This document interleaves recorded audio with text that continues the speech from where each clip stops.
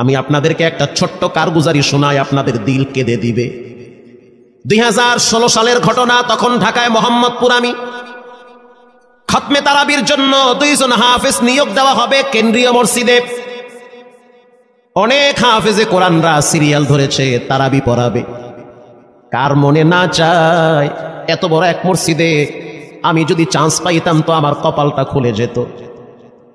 শুক্রবার দিন সবাই দরখাস্ত রাখলো, ইন্টারভিউ শুরু হয়ে গেল। পরের জুমায় অসংখ্য ছাত্রদেরকে দেখছি খতমে তারাবির জন্য ইন্টারভিউ সিরিয়াল দিয়েছে। ইন্টারভিউ বোর্ডের ভিতরে আমি ছিলাম। কয়েকজন হাফেজকে আমরা সিলেকশন করছি যে এদেরকে নেওয়া হবে। এদের তেলাওয়াত সুন্দর, পড়াও বড় মজার। আমরা কাগজগুলো এক জায়গায় জমা করছি। পরের জুমায় আমরা ঘোষণা দিয়ে দিব কোন মায়ের সন্তান চান্স পাবে। পরের জুমায় যখন জুমার নামাজের পর 3টার দিকে যখন আমরা বসে বসে ফলাফলগুলা দেখতেছি যে কাকে কত নাম্বার দেওয়া হয়েছে, দরওয়াজা লাগায় দিছি, জানলা লাগায় দিছি, এসি ছেড়ে দেওয়া হয়েছে, সব লাগানো, বাহির থেকে কিছুই দেখা যায় না।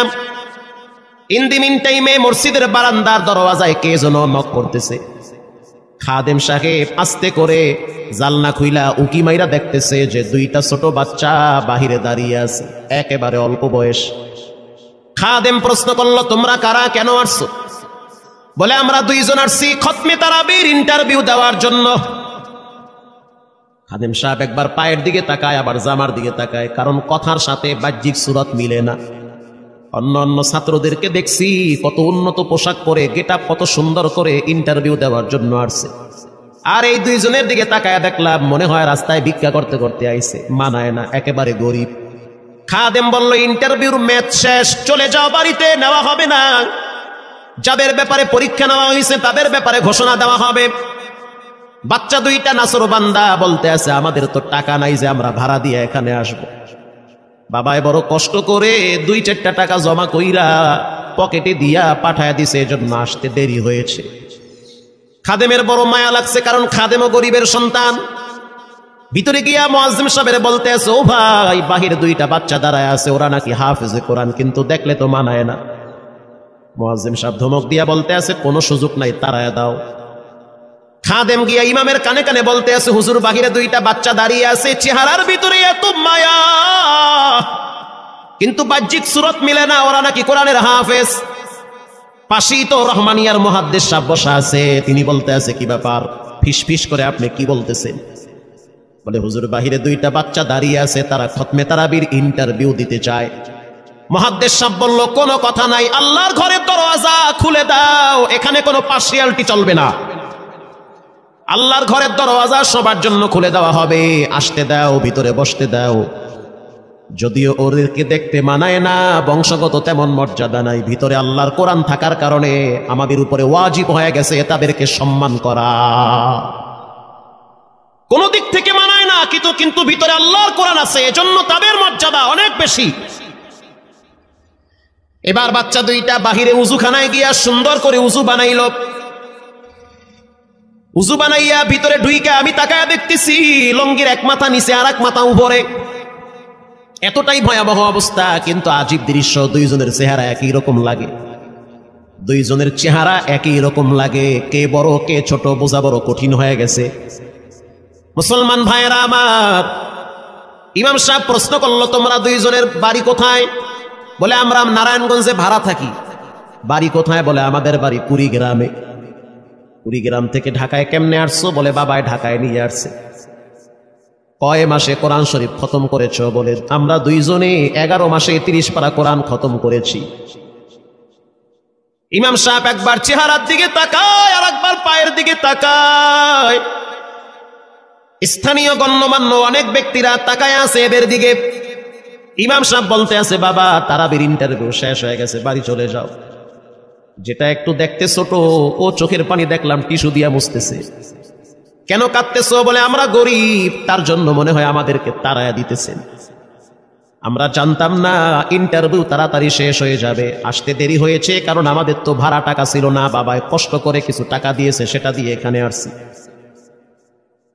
এবার মুহাদ্দিস সাহেব বলতে আছে, তাহলে একটা কাজ করো, তুমি কিছু তেলাওয়াত করে শোনাও। দুইজনেই উত্তর দিল যে আমরা তেলাওয়াত করলে তো আর নিবেন না, আপনারা প্রশ্ন করেন, আমরা দুইজনে উত্তর দিব। আমি তো আশ্চর্য হয়ে গেলাম, জীবনে কত হাফেজ দেখছি, এরকম হাফেজ দেখি নাই। প্রশ্ন করবেন, আমি উত্তর দিব। বুঝতে পারলাম ভিতরের খবর কেউ না জানলেও একজন জানেন, তিনি হলেন কে? মুহাদ্দিস সাহেব বলতে আছে, বাবা প্রশ্ন করব ঠিক আছে, তোমাদের মন মতো একটু তেলাওয়াত করে শোনাও। তেলাওয়াত যদি মানসম্মত হয় তাহলে ইন্টারভিউ নিব, যদি না হয় তাহলে ছাঁটাই করে দিব। এবার ছোট যেটা সেটা তেলাওয়াত শুরু করলো সূরা তাহা থেকে। তাহা মা আনজালনা আলাইকাল কুরআনা লিতাশকা। এত সুন্দর পড়া মনে হইতে আছে, আসমান থেকে কোরআন নাজিল হইতেছে। এত সুন্দর পড়া, কত রঙের ঢঙের পড়া শুনলাম, এই পড়া কোনোদিন শুনি নাই। আমি তাকায় দেখলাম স্থানীয় টিউনো সাহেবের চোখের পানি বায়া বায়া পড়তেছি, ইশারা দিতে আছে আরো তেলাওয়াত করতে বলেন। এই পড়া তো শুনলে আমার দিলের ময়লাগুলা কাটে। আল্লাহর ঘরে যখন গেছি বাইতুল্লাহ ফজরের টাইমে ইমাম সাহেব তেলাওয়াত করলে যেমন মনে হয়, মনে হইতে আছে ওই কোরআনের আওয়াজটা এখন এই মসজিদে বাজতেছে। ছোট বাচ্চাটা তেলাওয়াত করলো, বড় সন্তানটাও তেলাওয়াত করলো। এবার যারা হাফেজ সাহেব ছিল তারা প্রশ্ন শুরু করলো, যেখান থেকে প্রশ্ন করে পৃষ্ঠা ঠেকায়া দেয়, একটা জায়গায়ও আটকাইতে পারে না। এমনকি বাচ্চা দুইটা এটাও বলেছে, যদি আপনাদের যদি ধৈর্য থাকে তো আমরা দুইজনে পুরা 30 পারা এখানে এক দাঁড়ানে পড়ায়া দিব। আশা করি একটাও বাঁচবে না। এত সুন্দর পড়াশোনার পরে মোতাল্লি সাহেব বলল, সব বাদ, আমার কাছে এই দুইজনই পছন্দ হয়েছে। এই দুইজন রে মোতাল্লি সাহেব দাঁড়াইতে পারে না, হুইল চেহারে বসে থাকে, কাছে ডাইকা বুকের সাথে জড়ায়া ধরছে আর বলতে আছে, আল্লাহ এমন একটা সন্তান যদি আমার থাকতো, জীবনটা ধন্য হয়ে যেত। আমার মৃত্যুর পরে একটু হইল তারা কোরআন তেলাওয়াত করতে পারত। নিয়োগ হয়ে গেল, তারাবি শুরু হয়ে গেছে। মোহাম্মদপুর থানায় গিয়ে খবর নিয়ে দেখে অনেক পুলিশরা এই বাচ্চার পিছনে দাঁড়ায় দাঁড়ায় নামাজ পড়ে চোখের পানি ছেড়ে কেঁদেছে। শুধু তাই নয়, অনেক হিন্দু মহিলারা পর্যন্ত রাস্তায় হাঁটার সময় তেলাওয়াতের আওয়াজে দাঁড়ায় দাঁড়ায় কোরআন শ্রবণ করেছে। শুধু তাই নয়, অনেক বড় বড় ডাকাত, মাস্তান, সন্ত্রাস, কিশোর গ্যাংরা পর্যন্ত দাঁড়ায় দাঁড়ায় কোরআনের আওয়াজ শুনেছে। 17ই রমজান দেশে বদর দিবস, হাজার হাজার মুসল্লি দাঁড়িয়ে আছি। ইমাম সাহেব জানে না যে এরা দুইজনে আপন মায়ের পেটের ভাই হয়, এটা ইমামের জানা নাই।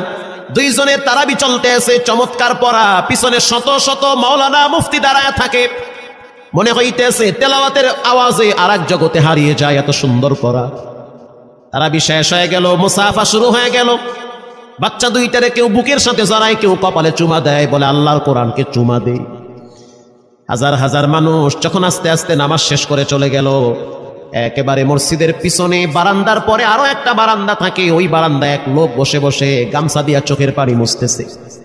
কিছুক্ষণ পরে লোকটা দেওয়ালের সাথে কপালটা ঠেকায় দিয়া একেবারে অস্থির হয়ে গেল, মনে হচ্ছে তার ভিতরে কাঁপুনি শুরু হয়ে গেছে। কিছু মুসল্লি গিয়া প্রশ্ন করলো, কি হয়েছে আপনার? বলে আমার কিছুই হয় নাই। টাকা লাগবে? বলে না, টাকা লাগবে না। তাহলে আপনি কেন এখানে কাঁদতেছেন? বলে আমি এমনি কাঁদতেছি। এটা কষ্টের কান্না না, এটা খুশির কান্না। এটা কষ্টের কান্না না, এটা খুশির কান্না, আনন্দর কান্না।